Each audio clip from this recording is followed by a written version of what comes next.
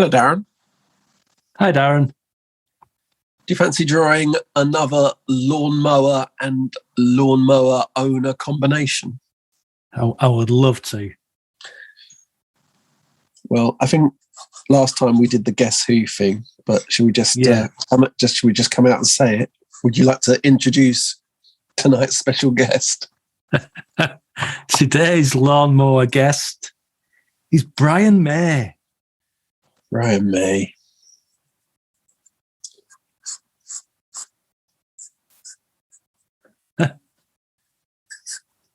This was it got me very excited when I realised that Brian May's lawnmower was at the Lawnmower Museum.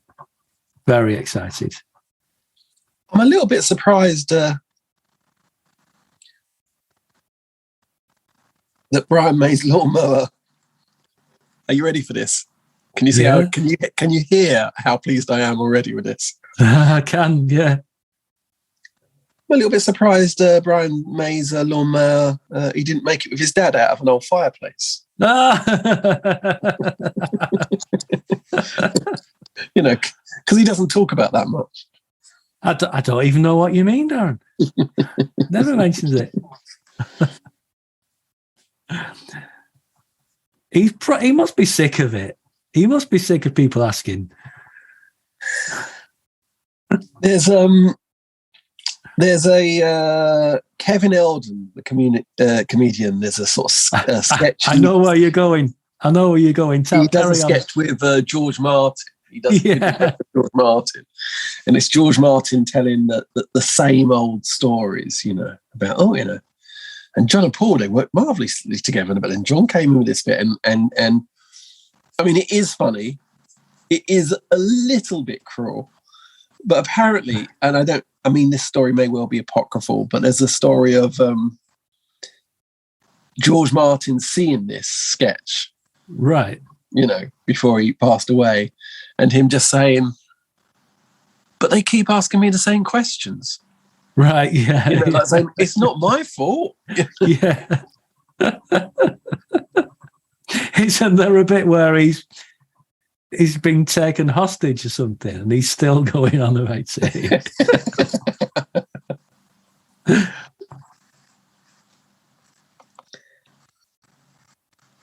What position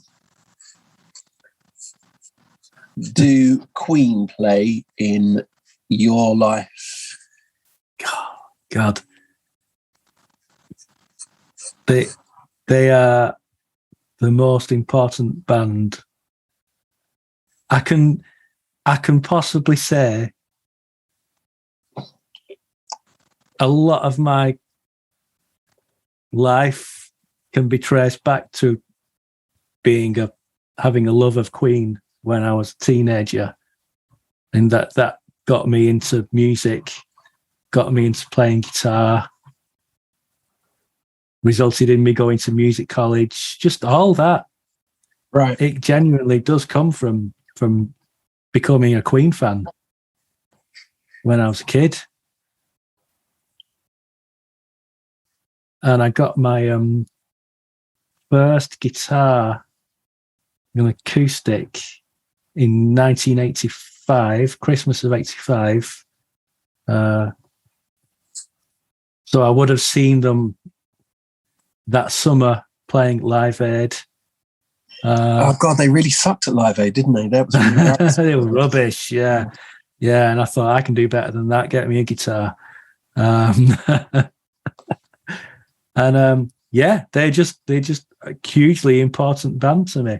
I'm now at the stage of fandom where I also recognise and am comfortable with the failings.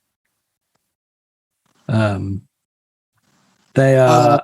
I don't think they're the best band ever, but they're my favourite band ever.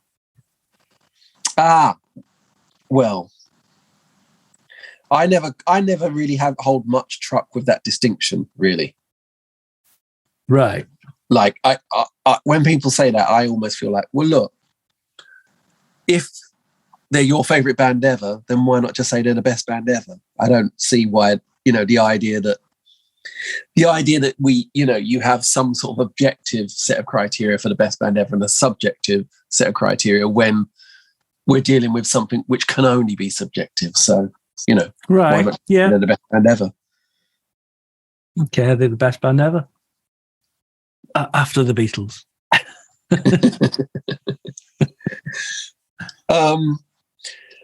I'm quite pleased to be talking about Queen now, because I think at times I have been quite anti-Queen, and I think at times I have quite disliked them, actually.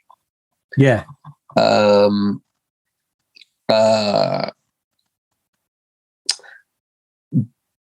Well, I think it's good, because I think your views on Queen are probably more interesting than mine, because I'm just a Queen fanboy. Yeah. So the story is, in lockdown, here we go. I'm going to promote another YouTube channel. There's a YouTube channel, and I think it's associated with some sort of guitar magazine, and it's called Rig Rundown. Yes, seen it. Have you seen it? Yeah. Yeah. So they'll go with an artist, and sometimes the artist, but usually not. Usually, their roadie, their guitar tech, takes them through their rig rundown. And it is so fascinating and tells you so much about different artists, and really sorts the men out from the boys. Yeah. The Aerosmith guys, God, what a load of bollocks, the amount of pedals and root thing, and the roadie's taking you through it, and it's like, this makes no difference. You know that somewhere in this chain there's a little line out, and it goes to the front, and he turns it up and down. Oh yeah, he likes this because this has got a bit more time, but this one just gives a little bit more fuzz on the back. But then we put it into two JCB V5 679s, but that doesn't give the pop he likes. So he likes to have this and all of that. I don't know what they're talking about. It's superstition. It's witchcraft. Yeah. But without a doubt, the most amazing one is Brian May's, and the guy goes to him and goes, "Tell me about this." And he goes, obviously, in this case, they might have actually skipped the story of Brian May building the guitar out of the place of his dad. They might have given it a bit. And I said, "Okay, so what happens?" He goes, "Well, he has, I don't know if he has 2 or 4 Vox AC30s. Yep. And he has his red guitar, and it's plugged into a wah pedal, and it goes into the amps." Yep. And like the YouTube video is kind of over. That's it. And he's like, "Yeah, that's it." He's like, "But how does he do it?" He goes, "Well, he has these switches on that guitar that change the phasing."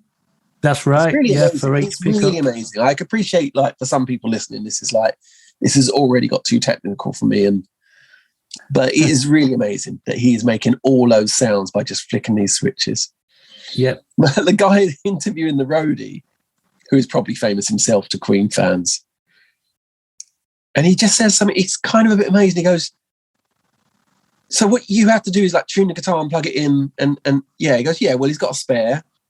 I think there's one song where he uses a slightly different guitar to get a sort of fake acoustic sound. Yep. And the guy is kind of laughing. The guy interviewing him saying, "You've got the easiest job in the world, and you've been doing this for how many years?" It's like, "Yeah, I've been doing it for about 4 years." And he laughs. He goes, "Yeah, it's really, really easy."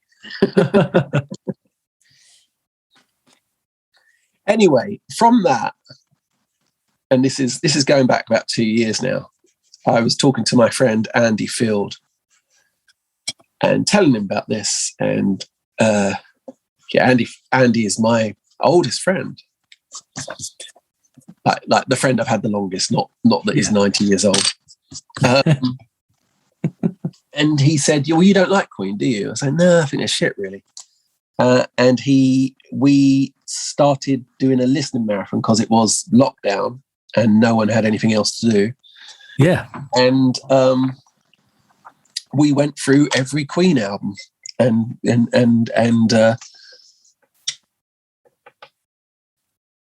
he talked to me about them and I asked questions about them, and we talked about our favorite ones. And so it took us about, I don't know, a month or two in lockdown. And and that listening club as well, which we still do. We recently did ZZ Top, which I can tell you was not as much fun as the Queen one. I bet. Bit samey. A little bit samey, yeah. Which is one thing you definitely can't say about Queen. No, they definitely like to mix things up. Yeah. It's a good story. I like bands with multiple songwriters. I find them really interesting. Yeah. A band that has like multiple songwriters and yet still end up sounding like themselves, despite the songs written by all, and I find that fascinating. I still don't think I'm, you like them more than I do, definitely. Oh, yeah. They find them quite an odd band when listening in context with music that was being made, even music of the 70s. I find them very kind of don't fit. They are definitely their own thing. Yeah. I know they often got early on got accused of being a Led Zeppelin ripoff. And you could hear that influence a little bit, but only a little bit, because you've got Freddie Mercury and the piano and stuff that kind of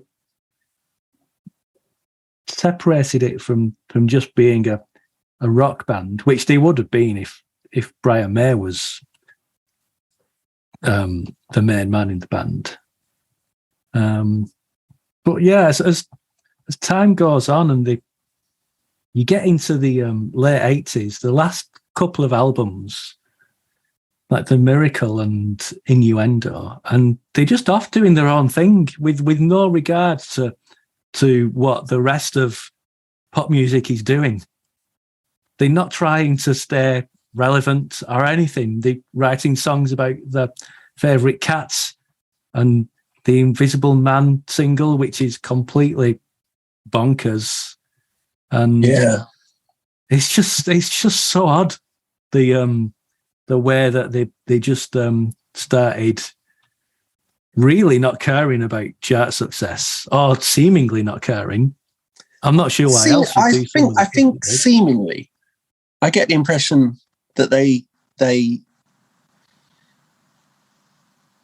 were ambitious people, and I think they really cared actually about their degree of success. I think they were very ambitious, but that makes it even more interesting in a way. You know, it's not like they were doing interviews about how what they were doing was high art, yet in a way their approach to it was very much like artists. Like you say, in their irreverence. Yeah.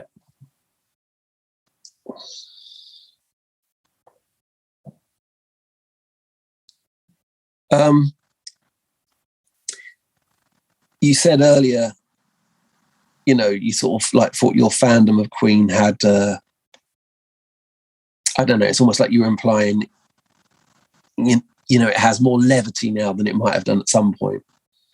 And you were talking about like missteps or mistakes. Yeah. What would you say they were? Like where do you think Queen weren't brilliant?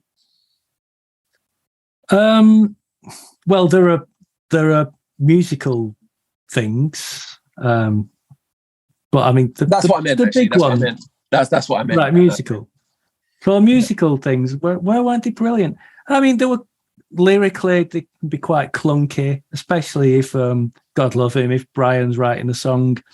Brian's later songs don't quite do it. Or if you think of, there's a song called 39, which you'll know on Night of the Opera. I do know that song, yeah. And it's a really nice song, and it's really intelligent. And it's a song about time travel and astronauts who go away. And to them, they've only been away a year, but because of the way time and physics works, and Brian May knows a lot about all that, when they come back to Earth, everyone they know has grown old or even died and gone. And it's really, really, it's a really intelligent and quite a sad song. But by the time you get to Brian's some of rockier songs in the 90s, so a lot of that tenderness and insight seems to have gone. And I don't think it's gone from him himself. I just think he's run out of ideas in terms of writing. What are late era Brian songs? Hammer to Fall strikes me like that might be him. Hammer to Fall, although that's still got an interesting subject matter. But stuff like I think Headlong on Innuendo is a Brian song. Now you're running headlong, you got a new goal. And it's just a series of phrases. It's this line like, he used to be a man with a stick in his hand, hoop diddy diddy, hoop diddy do. And it's like Brian, like, I'm just gonna write a rock and roll song, it doesn't matter. And it's just like, I mean, it's a good riff, Brian, kind of, but it just feels like not firing on all cylinders by then. One Vision, is that Brian? One Vision is that's one of the songs that was very much a collaboration between the whole band, and I think it was more Roger. Freddie there's footage of them writing that song in the studio. Here's a good example of things as they're writing that song. They're just throwing rhymes around and seeing what fits. And the kind of song's not really about anything. It was supposed to be. That's what made me think it might be him after you said that about. Right, yeah. I think it's because it was written in front of the cameras in the studio. Lyrically, it's kind of rushed. It's a good riff, but even musically, you can see it's pieced together, and very odd song musically to sort of like work out that one. There's just bits here and there, like it's been put together on a tape machine afterwards. So yeah, I mean, and I think that's some of my misgivings about them musically. I mean, actually, I say musically, more lyrically. They were all excellent musicians, although Roger's a bit, maybe not as great a drummer as the rock fans like to make out. He's a little bit of a tub thumper, isn't he? I mean, he is a little bit, yeah. I love him. I thought he was the coolest drummer ever. Back when I was a kid, and there are still moments where, like Roger Taylor around 1980, is cool. He is the cool drummer back then. Yeah. That's necessarily made for a good drummer. Makes for a good rock star. Was your sort of pausing on the what musically, when you said what musically, was your reservation? Was you then going to talk about the Sun City? Yeah. And playing that. And I can, seeing interviews with them afterwards, like in the past 10 years or so, Brian, you can tell Brian feels really bad about it. Roger doesn't like to talk about it. I think if anything, it was irresponsible naivety. So you've got the naive aspects of them maybe not realising how big a deal it was and what the situation was, but you had the irresponsibility of them not bothering to find out. Yeah. You know, ignorance is bliss, and I think they were ignorant of it, and they didn't need to be, because there was enough going on in the world for them to realise what a stupid idea it was. And just because other artists had done it, didn't make it, fine. I've been finding it a little easier lately to let go a little bit of some musicians' politics. Yeah, I think I used to cast a band or artist out for just like one tiny thing they said in an interview once or something. Yeah. And you can't keep having a go at Paul Weller for being a Tory when he has, had a good, 40 years since being a committed socialist or something. Like, you can't keep going on at somebody for one mistake. No. You can have a go at Paul Weller for a lot of other things.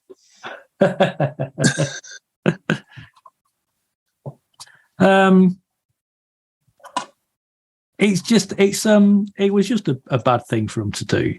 But it's obvious, I think, seeing interviews with Brian May, he wishes he hadn't done it, and he knows why he shouldn't have done it as well, importantly.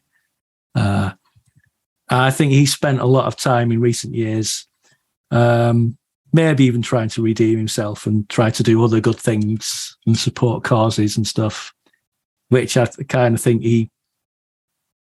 it feels like he wishes he'd done more of that. But yeah, I mean, and I think he has. He has. I think even to the point that I would say that some people that don't like Queen, and when I didn't, I think I would still sort of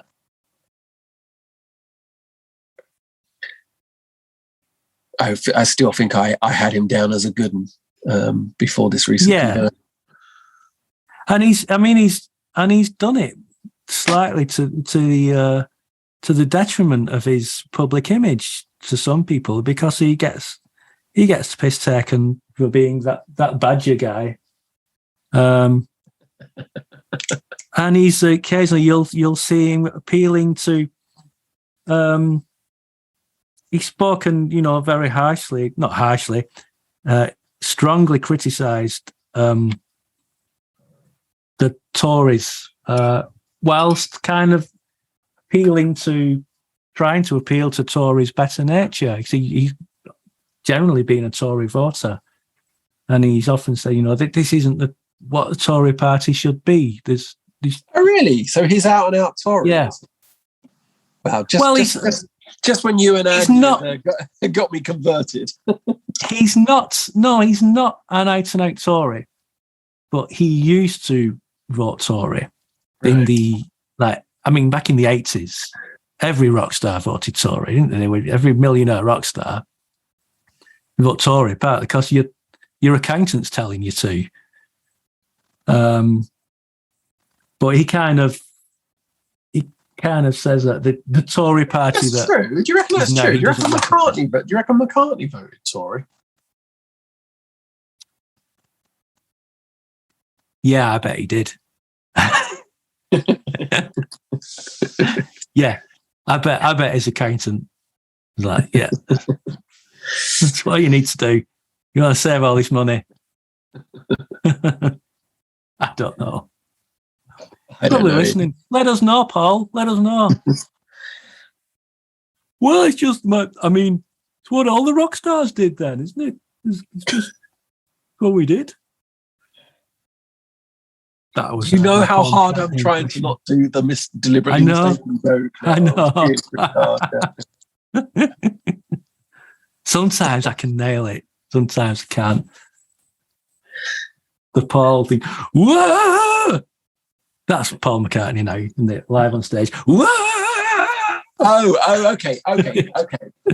So me and some friends once were trying to think of music, singers, I guess, who you can do an impression of in one syllable.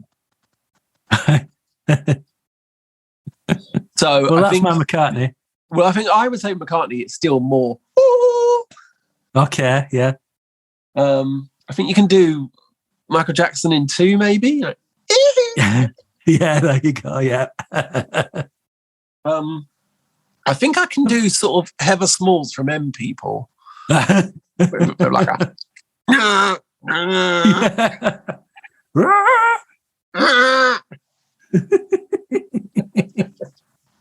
we can do Elvis Presley. We can do Elvis Presley in two, can't we? Two. Oh. Yeah. Yeah.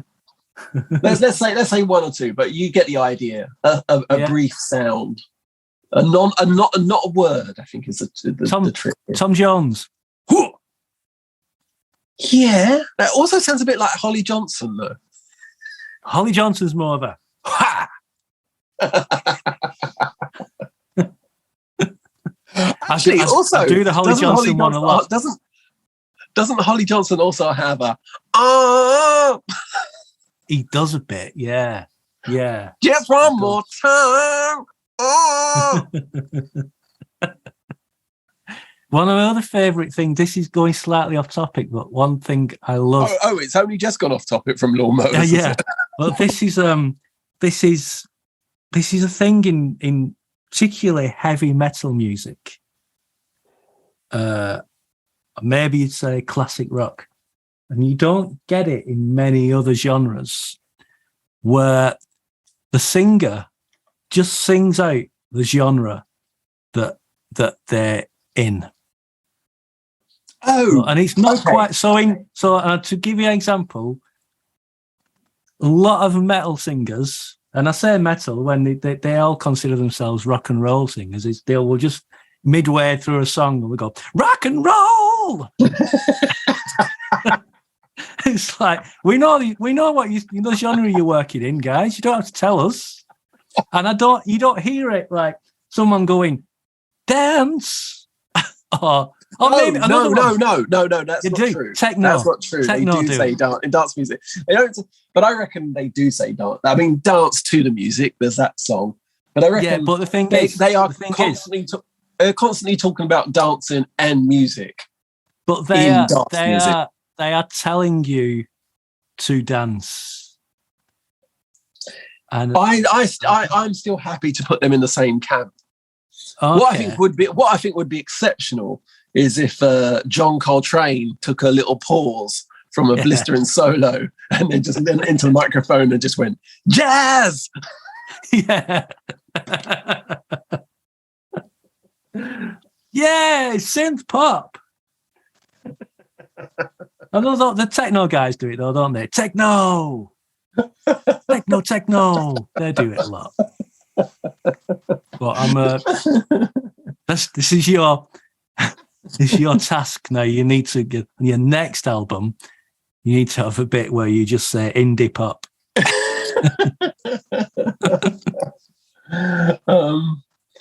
But rock and roll's my favourite one. Somebody the other day, distinct. Just in the last week, I said something indie to someone, or I described the band as indie, and I went, "Well, nah, they're more indie pop, really." I was like, "Goodness, I always thought people said indie pop, because they meant indie. I didn't realise it was a slight, I think there might be a slight different. I tell you, for me, then, indie pop would be, say, like Cardigans. No, early Cardigans though, because they're turned into no. I mean, I know because I'm more, indie pop. Yeah, I guess, but no. I mean, they're not even. I mean, they're not even on independent label, are they? The Cardigans. I mean, they're. You're not anything now.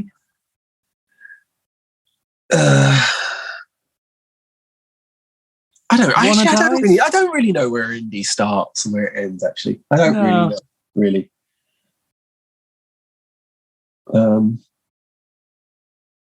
I guess it's the nature of being any artist that you don't actually align yourself with where you've ended up. You know. No. But then you sort of also have to accept that is never really down to you, is it? You know, other people get to decide whether I'm indie or not, and so I can moan to the cows come home that I'm not. But if other people think I am, then you are. Maybe, I don't know. I mean, I certainly have had records reviewed in other genres. I've certainly had records reviewed in like the folk column of the Guardian. So yeah, I suppose like I branch into that a bit. Have you done anything with electronic music recently, Darren? Yeah, I think maybe this circles back to Queen. Like maybe the thing to be is in a certain area, but have a healthy disrespect for the genre that spawned you. And I think that would be true of Queen, right? Queen. Yeah, you would say they were a rock band. They're a rock band, right? A rock band. But then you know they did a lot of work to piss off fans of rock music as they progressed, didn't they? And I should imagine there are some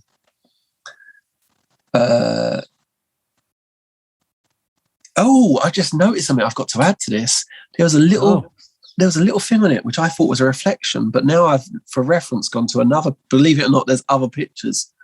There's a little yellow line of spray paint down the bottom here. Right. Almost indicating.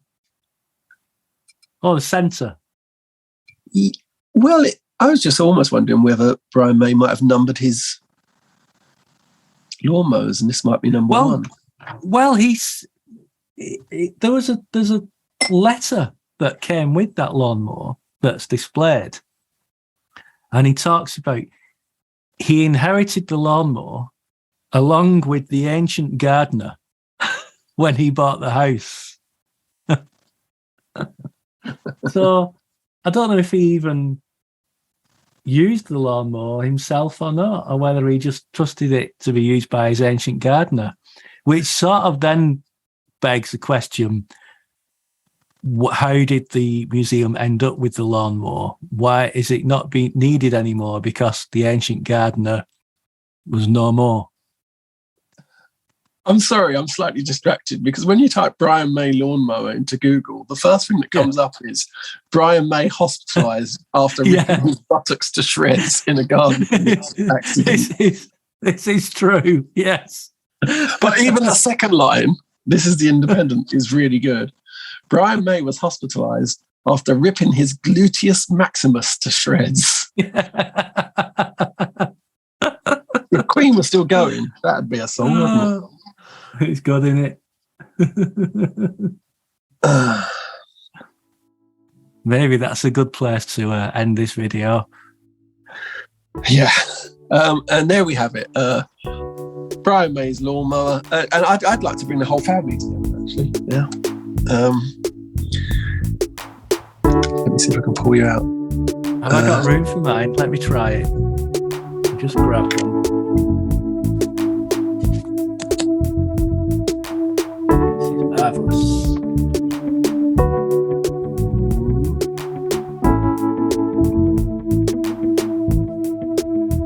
There we go.